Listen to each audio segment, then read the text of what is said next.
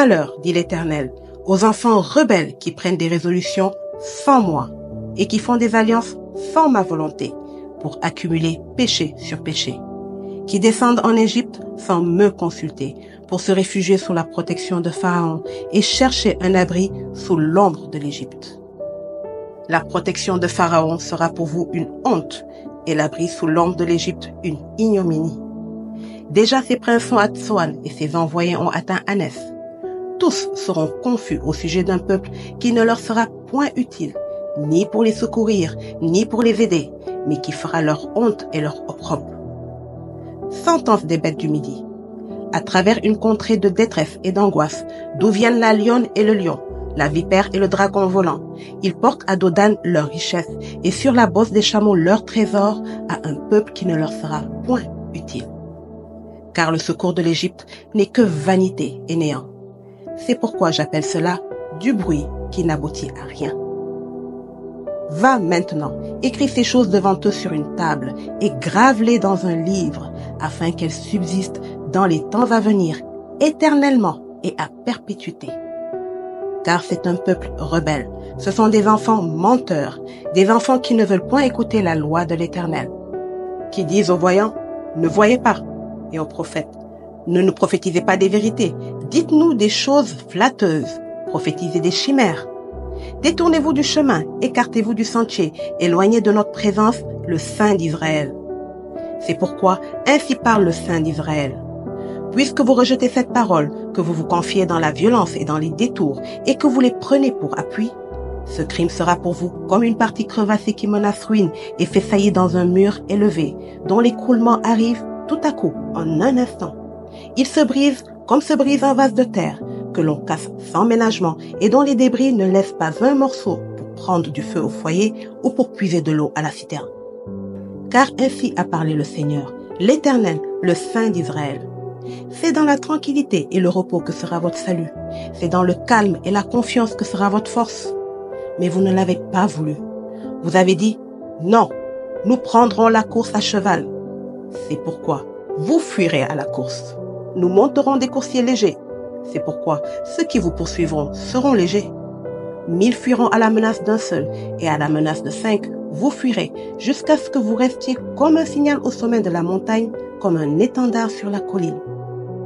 Cependant, l'Éternel désire vous faire grâce, et il se lèvera pour vous faire miséricorde, car l'Éternel est un Dieu juste. Heureux tous ceux qui espèrent en lui. Oui, peuple de Sion, habitant de Jérusalem, tu ne pleureras plus. Il te fera grâce quand tu crieras. Dès qu'il aura entendu, il t'exaucera. Le Seigneur vous donnera du pain dans l'angoisse et de l'eau dans la détresse. Ceux qui t'instruisent ne se cacheront plus, mais tes yeux verront ceux qui t'instruisent. Tes oreilles entendront derrière toi la voix qui dira « Voici le chemin, marchez-y, car vous irez à droite ou vous irez à gauche. Vous tiendrez pour souiller l'argent qui recouvre vos idoles et l'or dont elles sont revêtues. Tu en disperseras les débris comme une impureté. Hors d'ici, leur diras-tu.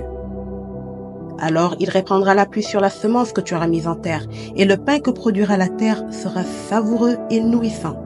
En ce même temps, tes troupeaux paîtront dans de vastes pâturages. Les bœufs et les ânes qui labourent la terre mangeront un fourrage salé qu'on aura vanné avec la pelle et le vent. Sur toute haute montagne et sur toute colline élevée, il y aura des ruisseaux, des courants d'eau, au jour du grand carnage, à la chute des tours. La lumière de la lune sera comme la lumière du soleil, et la lumière du soleil sera 7 fois plus grande, comme la lumière de 7 jours, lorsque l'Éternel bandera la blessure de son peuple et qu'il guérira la plaie de ses coups. Voici, le nom de l'Éternel vient de loin. Sa colère est ardente, c'est un violent incendie. Ses lèvres sont pleines de fureur. Et sa langue est comme un feu dévorant. Son souffle est comme un torrent débordé qui atteint jusqu'au cou pour cribler les nations avec le crible de la destruction, et comme un mort trompeur entre les mâchoires des peuples. Vous chanterez comme la nuit où l'on célèbre la fête. Vous aurez le cœur joyeux comme celui qui marche au son de la flûte pour aller à la montagne de l'Éternel, vers le rocher d'Israël. Et l'Éternel fera retentir sa voix majestueuse. Il montrera son bras prêt à frapper dans l'ardeur de sa colère, au milieu de la flamme d'un feu dévorant, de l'inondation, de la tempête et des pierres de grêle. À la voix de l'Éternel, l'Assyrien tremblera. L'Éternel le frappera de sa verge. À chaque coup de la verge qui lui est destinée et que l'Éternel fera tomber sur lui, on entendra les tambourins et les harpes. L'Éternel combattra contre lui à main levée. Depuis longtemps, un bûcher est préparé. Il est préparé pour le roi. Il est profond, il est vaste. Son bûcher, c'est du feu et du bois en abondance. Le souffle de l'Éternel l'enflamme comme un torrent de soufre. Amen.